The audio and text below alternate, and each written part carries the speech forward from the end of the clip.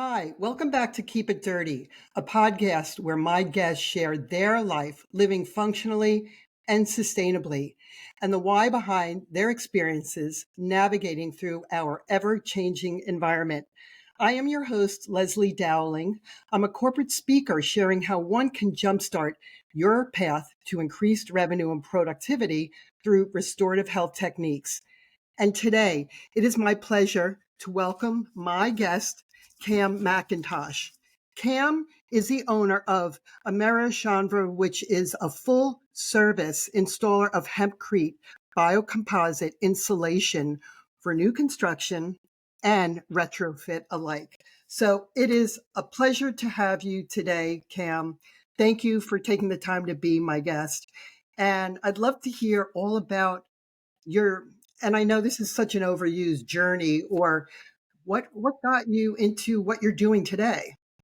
Sure. Yeah. Thank you so much, Leslie, for having me today on Keep It Dirty. Very excited to share with you a little bit about our work and our background. Yeah, you mentioned to the listeners there, we are essentially an insulation subcontractor that focuses specifically on the raw materials, equipment, and best practices for the particular type of insulation that we work with called HempCrete. So I'll start off by saying that HempCrete is actually a really bad word for what we're doing. It is nothing like concrete, as the name would imply.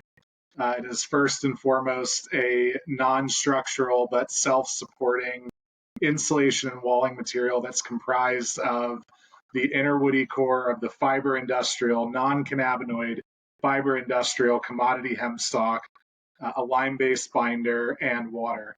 So why do we do this?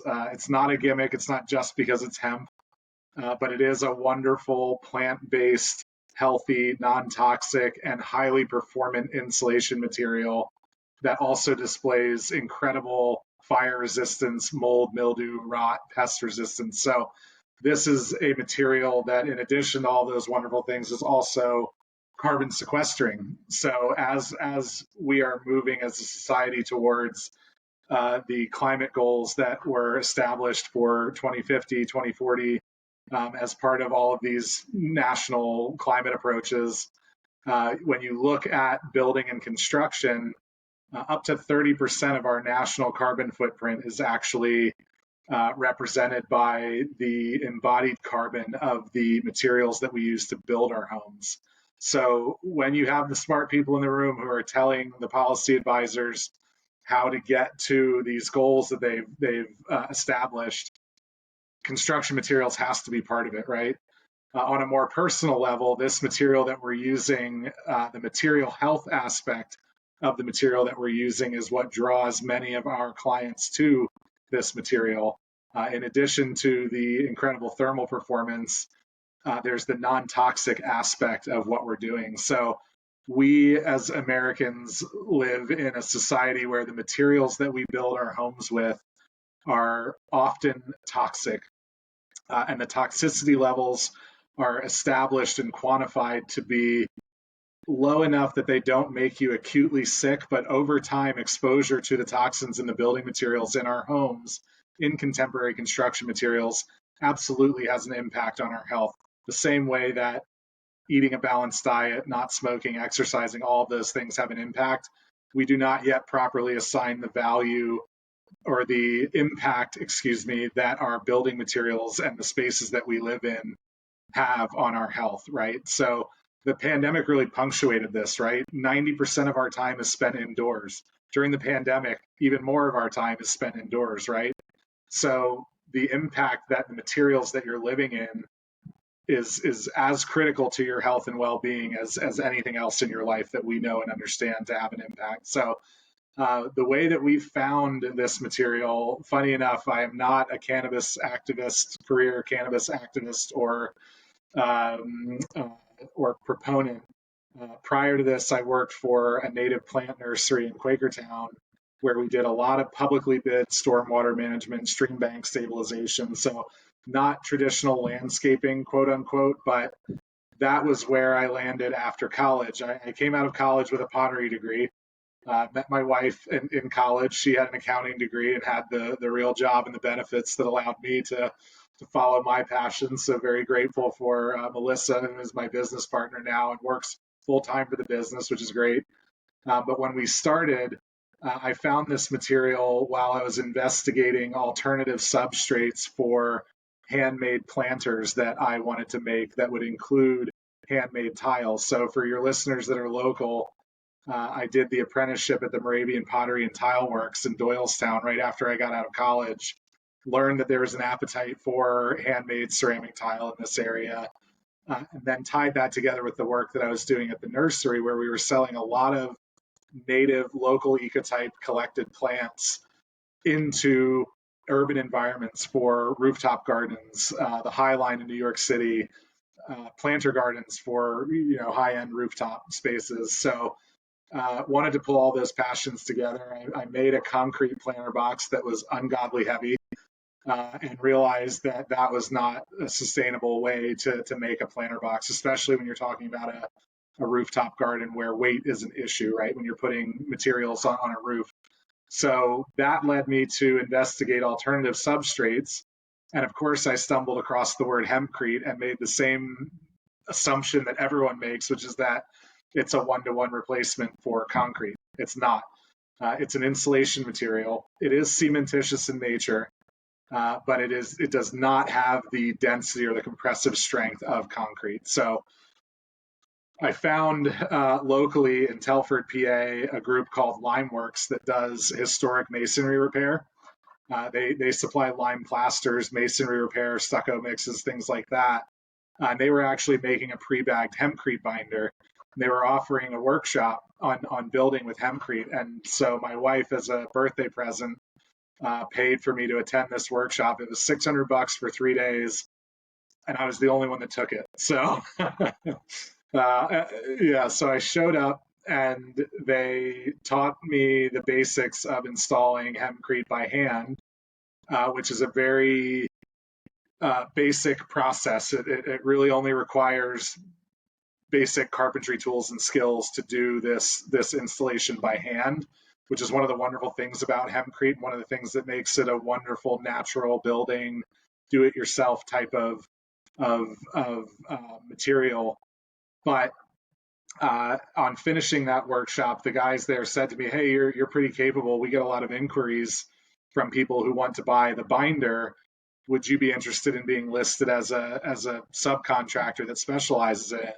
So this is 2018, and I said, "Yes, that sounds like a great idea." I was looking for a change in my work life, and coincidentally, that was also the year that the 2018 Farm Bill was signed, where we saw fiber industrial hemp rescheduled away from cannabis in general, right? So they made a clear distinction at the federal level that fiber industrial hemp was no longer to be considered the same schedule narcotic as cannabis, which is a whole other conversation. And we can all argue that it should have never been scheduled that way anyway, but it is what it is. So on the heels of that decision to start this business came the passage of that Farm Bill that year, which made it so that this was no longer a topic that would be laughed out of a room or out of a conversation. It was legal now to grow hemp. So interestingly enough, when I left my job at the nursery to pursue this full time at the beginning of 2019, everyone in the space was focused on the cannabinoid side of hemp, right? CBD, we've all heard CBD, CBG, CBN, all the cannabinoids, which are wonderful. Don't get me wrong. Charlotte Figge, the young girl in Colorado with the seizure disorder, that was proof of concept that the cannabinoids really did have an impact on her quality of life.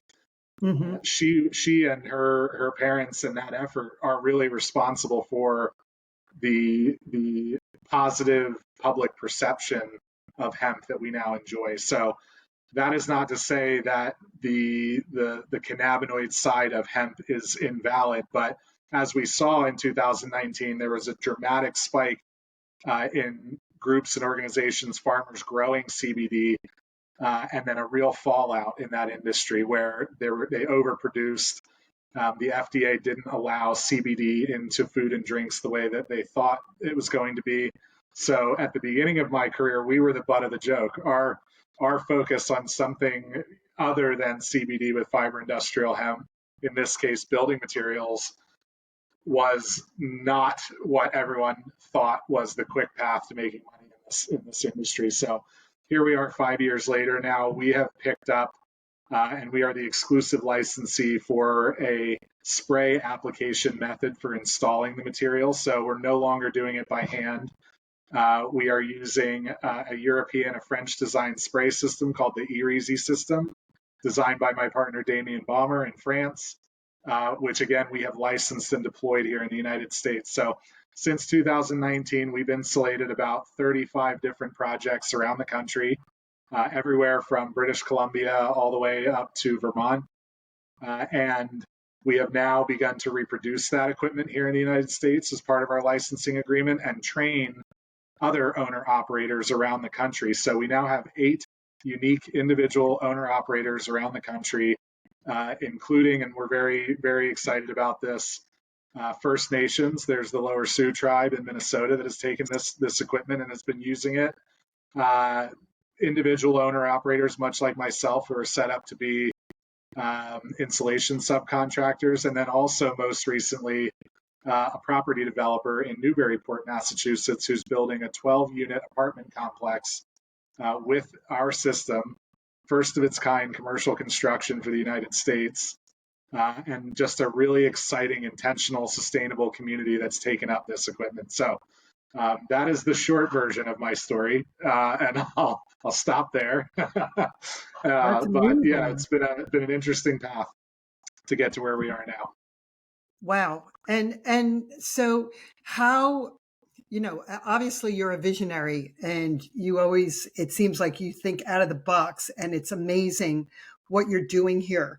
And just building this infrastructure for, a more sustainable lifestyle, and, for even thinking growing up and my kids with allergies and things that we don't even really take into consideration as a practitioner of functional health.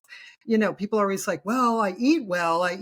Well, what's going on in your environment in the home? You could be highly, highly allergic to the, the infrastructure on the interior of your home. Maybe you'd like to share a little bit about that. Yeah, totally. It's what I believe we will look back on in our lifetimes as a modern health crisis that has been more or less undiagnosed. And similar to the way that we mounted a campaign against tobacco use, or the campaign around organic food. At the very beginning, organic food was expensive, difficult to find, not common, right? But with education and educating consumers to understand that the things like Roundup and glyphosate being sprayed on your food crop, that's poison, that's toxic to human beings. And so with that education, that understanding in the marketplace, we now have Aldi has a wonderful selection of organic produce, and it's affordable. Yeah, So absolutely. similarly, and you touched on it very well there, new building sickness is a real thing. My sister-in-law suffered from it, bought a gorgeous new construction home in a neighborhood with hundreds of other houses just like it, only to find that for some reason she was having allergic reactions to everything, rashes she couldn't define. The normal tests for allergies were coming back with nothing. What did it end up being? Well, when you walk into a new home, what do you smell? You smell the paint, you smell the drywall, you smell the carpet. You can smell that sealant they use to join the countertop to the wall. All of these things are toxic VOCs, volatile organic compounds, that are being off-gassed from those new construction materials. And again, the scary thing about it is when you walk into the hardware store and you look at, let's say, a sheet of plywood or a sheet of drywall, there's no sticker on the back of that tells you what's in it. Different from a grocery store. When you walk into a grocery store, everything in a bag in that grocery store, you can flip it over and you can read, oh my gosh, there's so many things on this label that I can't even pronounce. This can't be good for me. Yeah. Similarly, in a hardware store, there is nothing like that. So And often those levels of those volatile organic compounds are allowable at levels that do not make you acutely sick, but over time can have a real impact on your health. So we have worked with several different organizations now, but one project I'll mention that had a lot of it had a really wonderful consortium of different parties focusing on what exactly is the performance and health benefit of a structure that's been retrofitted with this material. This was a project called Project PA Hemp Home. It was in Newcastle, Pennsylvania. The group leading it was the Don group of companies, DON, Don Services. And they actually got a grant from the Pennsylvania Department of Agriculture, a pretty substantial grant, to retrofit a blighted home in Newcastle and then to study the performance aspects of that home. So why was the Department of Agriculture interested in this? Number one, obviously, to prove a new commodity crop for farmers in Pennsylvania, which is industrial hemp. But on the back end of that, they were interested in our ability to demonstrate that the home that we retrofitted was actually more affordable to own and operate, right?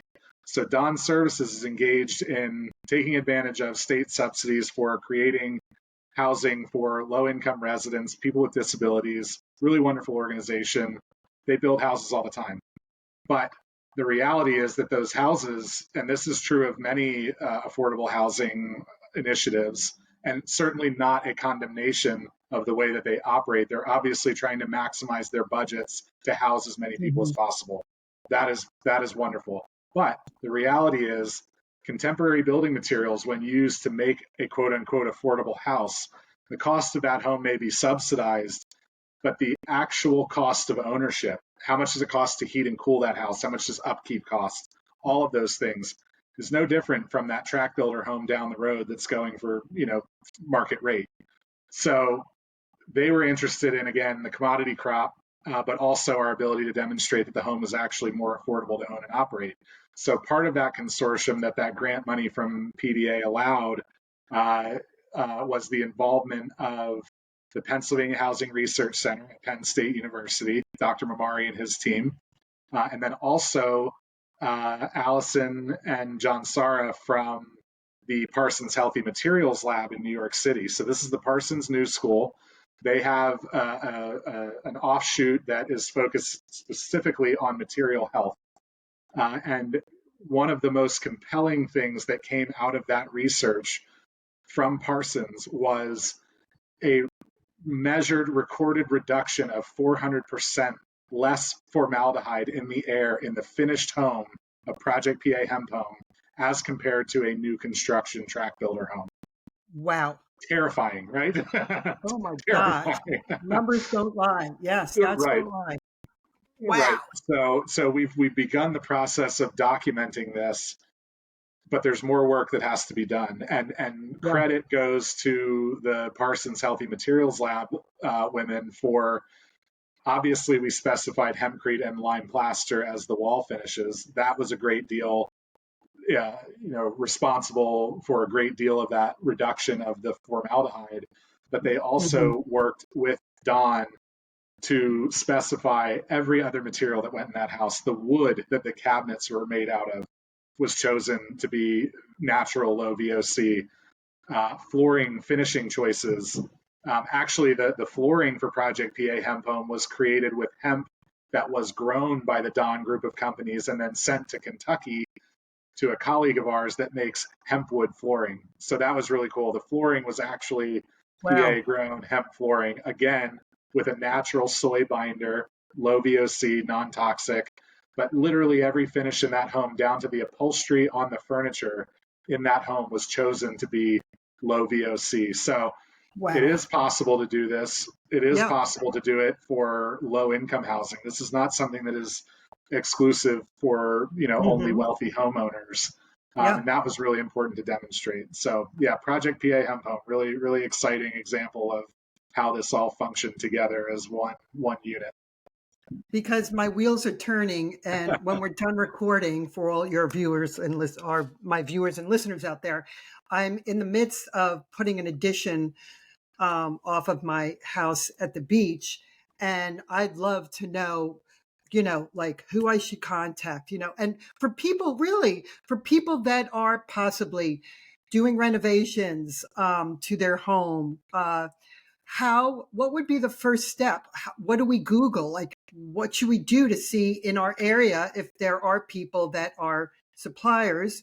So maybe you could share with us Yeah, I how would we I would start. say, and we've mentioned it here, and maybe you can put a link for your listeners I in the will. write up for the show. But the Parsons Healthy Materials Lab in New York City, on their website, they have a report that they wrote for Project PA Hemp Home that discusses all of those material choices, the materials that were used, the research that was done. There's even Yeah. a wall detail in there, cross Hmm. section of the wall that we actually built. They have a palette of materials that they recommend, whether it's paint. Great. This doesn't have to be exclusive to whether or not you're looking at HempCrete, but if you're interested in, okay, we're going to repaint our living room. What type of paint should we use that's low VOC? What's a good supplier for other finishes, for other aspects of a build, insulations, Yeah. everything. They have great resources on their website. So I would point your listeners there for sure. We often, with our clients, are involved from the point of design, ideally. So if you're looking at doing an addition or a new construction or whatever, getting involved with a contractor like us or someone like us, it's really important to have them involved from the point in time of decision making at the design process, because it is much less expensive to specify those materials at that point as opposed to trying to work them in later, right? So definitely reach out to us if you're interested. But we work with our clients from that point of design. We'll work with the design professional. We'll help them approach code enforcement, which is not a small detail in what Yeah. we're doing to make sure that it's allowable.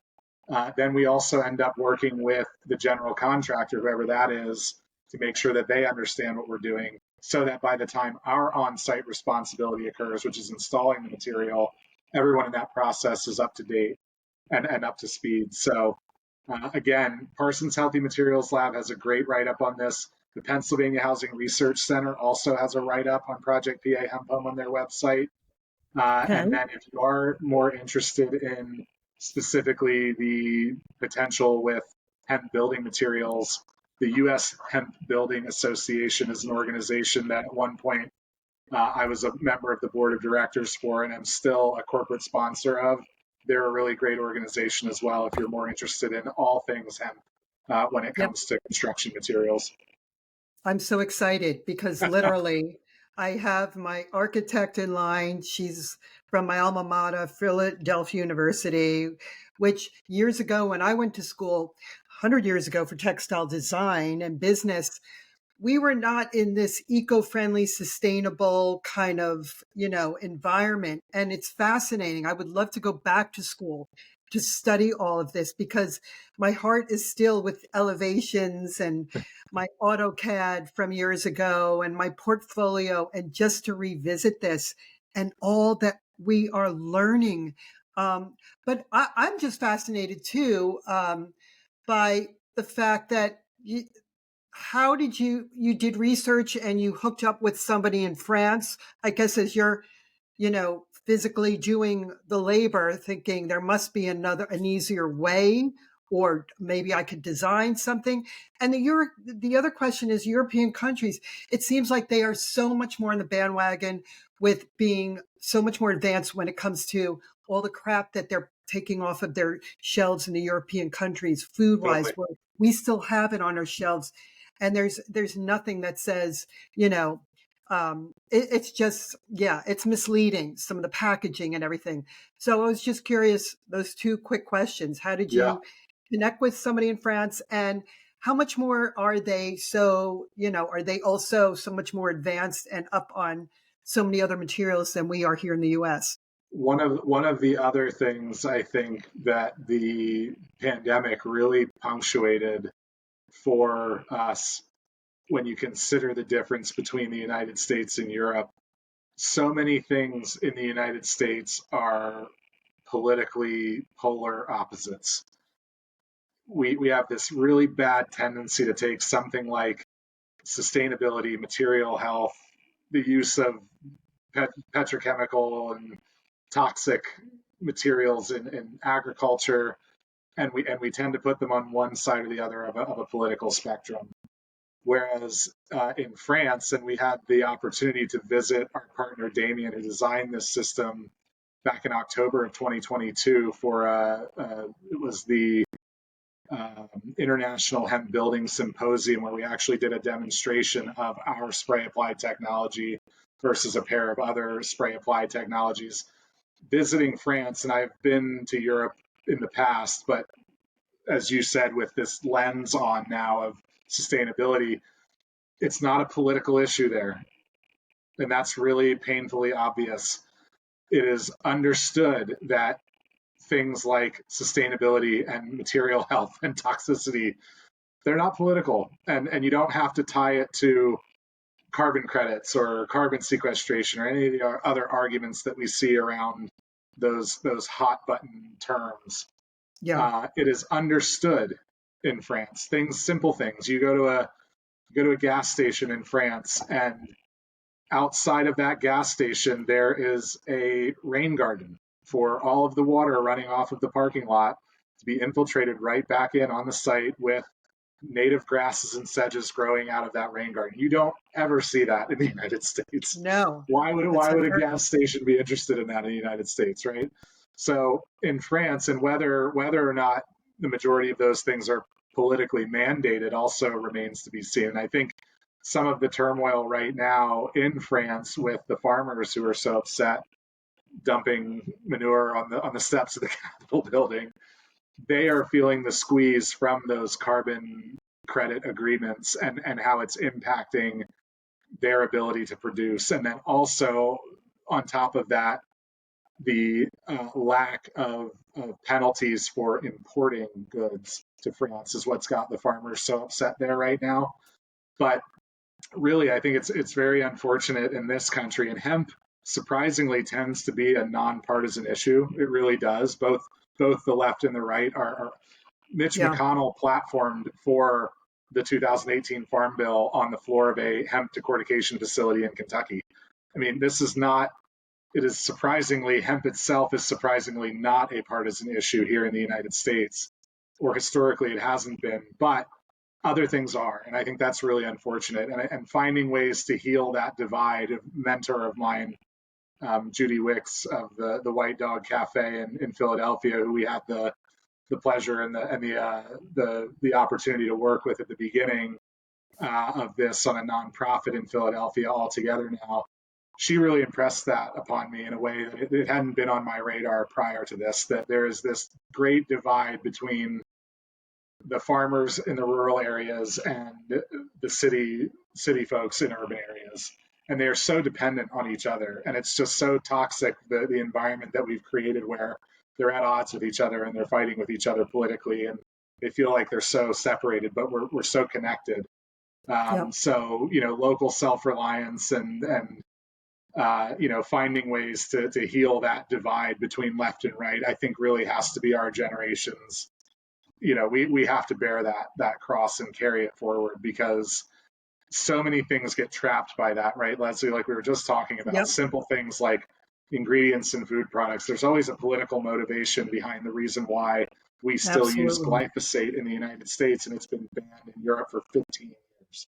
Why is that? It's got to be our political environment. So, that's one of the wonderful things, again, that we've noticed. And you can leave the sustainability and the carbon sequestration aspect out of it. This material really does outperform the way that we're building houses. So even if we're wrong about the carbon sequestration side, which we're not, right, there is the performance aspect of the material that, again, is a nonpartisan issue. So that's where I really hope that we can find movement for the fiber industrial commodity version of hemp and the products that come out of it. We're talking about building materials, plastic composites, paper, textiles. These are all individually multi-billion-dollar a year opportunities. The cannabinoid side of the plant, again, very useful. I won't say that it's not. as a health supplement. It has had a great impact on many people's quality of life for various indications, but it is such a small component of the true promise of the hemp cannabis plant. Again, when you consider all of those other things, the building materials, textiles, plastic composites, all of those other opportunities are there as well. Yeah, absolutely. Wow. I mean, I'm just enjoying this conversation. I'm just like, I just want to absorb all of this. And the beautiful thing is, like, I just want to thank you for doing what you're doing, creating awareness, creating this infrastructure for people to live more optimally and healthy, and creating that awareness. And that is the beauty, I think, of that's probably the driving force as to why I started a podcast a couple of years ago, to create that question in your mind, like, maybe I should become an advocate of my health, of what's going on in our environment. And I think sometimes the Gen Zs get a bad rap, in the sense that Gen Zs are like awesome. They are so on top of what's going on. Everything is at your fingertips to Google and to find out, and they question everything. And so much more tapped in than my generation, that we never really thought about, wow, save Mother Earth, save the human race. Dr. Zach Bush is another amazing person. There's so many people out there that are just advocates to optimize our health and wellness. Yeah, So I just absolutely. love what you're doing. And I Thank you. always ask my guests two quick questions. Who was or is or was your role model? And do you have any hidden hobbies or talents that nobody knows about that you like to share on Keep It Dirty today? Yeah. Uh, How's that? Definitely, yeah, that's great. Definitely a theme in my life has been the powerful feminine influences that I've had in my life. And again, this might seem like a canned answer on the output, but I'll explain myself. My mother obviously was one of my biggest role models. Gigi had a riding accident. She was at that point a hopeful for the 2000 Sydney Olympics. She was training on the long list for the team to go for 3-day eventing to the Sydney Olympics when she was thrown from her horse and had an incomplete, uh, not an actual severing of her spine, but broke her neck, bruised her spinal cord pretty badly, and was left with, I would say, about maybe 20% of her mobility after the fact, which was impressive. Uh, this is the same year, literally, that Christopher Reeves fell off his horse, and we all Wow. remember the Mhm. fallout from that. Incomplete quadriplegia, uh, and never once in any of that was there any feeling sorry for herself. Or I think the only time I remember her actually being visibly upset by it was when it came time to sell off the horses that she had been riding, which were show quality event level horses that deserved to be ridden the way that they'd been trained, right? So that was the most painful part for her. But uh, this was 1998, so I was 10, 11 years old when it happened. And then watching over the next 10 years as she worked through the rehabilitation process, all the way back to in 2016, she competed in the Rio Paralympics on the team. So, when a person has an injury like that in your life, and you're close enough to them that you're there for the highs and lows of the recovery process, and then to watch her move from the point where in the hospital bed days after the doctors are saying you'll be lucky to have 5% of your mobility, all Mm. the way back to being able to walk with a pair of canes. She drives a vehicle with no adaptive equipment. She can drive a car. you know, just an incredible story from falling off the horse, literally pun intended, to getting back on it and Yeah. riding in the Paralympics. So when you have someone in your life like that, there is no feeling sorry for yourself. There are no excuses for any of the minor problems in the grand scheme of things that you might have on a daily basis. So definitely one of my role models being my mother, but followed by a series of other very strong and accomplished women in my life. My sister, Judy, meeting Judy Wicks and working with Judy at the beginning of this process as a small business, having a successful entrepreneur and activist like Judy take me seriously and really be interested in what we were doing. That was incredibly powerful. And then throughout the whole process, the woman at Dawn Services who really drove that whole PA project, PA Hemp Home, is a colleague and a good friend of mine, Lori Dayton. Again, incredible powerhouse, feminine energy, but just very, very powerful and capable woman who drove us to the success of that project. And that was literally the first time that my company personally was invited to do a full residential retrofit of a home. So, Wow. many, I mean, there's such a long list. I almost feel like if I don't mention them all, I'll get in trouble. But lots of very powerful and impressive feminine influences that I think have helped to temper my approach to being in business as a white male business owner in the modern age, and in an industry where things like inclusion and diversity and mindfulness in general are a prerequisite. So yeah, a lot of powerful feminine influences in my life, I would say, but not the least of which being my mother, who so, Yes, I had the pleasure of meeting her, and I asked her, yeah, I said, but how did you keep going? And she was just like, you don't have that fear. You just keep going. You don't yeah, give up. Just keep looking forward. And it just hit home because my grandmother was this strong-willed Italian woman who was raised on a farm, and she would always say to me, Leslie, never give up. Never give up. Keep going. And right, that's so bittersweet. yeah. So yeah, I Yeah, love, not the least of which I'll finish that yeah. meditation with my wife being the current most powerful feminine influence in my life. She is my business partner, owns 50% of the business. And again, when we got out of college, Mel had a full-time job almost right away as an accountant. She worked for a firm that ended up paying for her to get her master's degree. Uh, Small administrative side of that business, but a large business in general, that she was basically the accounting department for. So having my wife and my business partner, who is a college educated master's level accountant, was not a small part of the success of this business, as you can imagine. Yeah. From a small business and growing into a medium sized business, but and then having the support, again, a non-traditional support reality to begin this business where she was the breadwinner, she had the full-time job, she had the benefits that allowed me to pursue my passion, that fortunately I was able to transmit into a business that was able to support us both. So but she's an athlete like my mother. She had a full ride to play volleyball in college.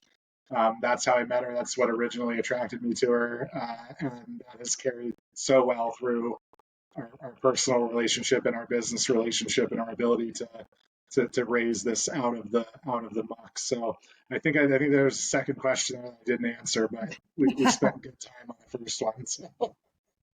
Yeah, I love it. I love Oh, the it. Yeah. secret hobbies. No, I'm a small Yes. business owner, so I don't have any hobbies. My hobby is this business. It consumes my life. No, that's not true. My favorite pastimes nowadays are attending sporting events that my kids are involved in. That's as you know, just Sure. that's a great hobby, right? And one that is certainly time consuming. Wow. Yeah, and enjoy it because they grow quickly. They do. And Yeah, yeah, I just love hearing that. And what amazing role models they have. right. And Yeah, it's just your energy, the like I'm a woo-woo Reiki person. So I mean you just have this beautiful energy that I just you just attract people, positive people in your life, and Yeah, just and that's really cool because life is too short not to embrace people around you and surround you that are just really very strong individuals. So totally. this has been, Your vibe attracts your tribe, right? I love that. Your I didn't vibe make it up. attracts your tribe. I I got to can't remember claim that. that, but I'm gonna remember that, and I got to write it down. It's like my mantra, my notes, my yeah, post-its, my yeah. affirmations. So, well, Cam, this was such a pleasure today. And for people that want to reach out to you and your business, can you give us your, your handle or your website? Sure. Yeah, you'll have to look at Leslie's write up for Yeah. the episode here to spell the business. But and I am very firmly a millennial, so my social medias are better kept after than my website.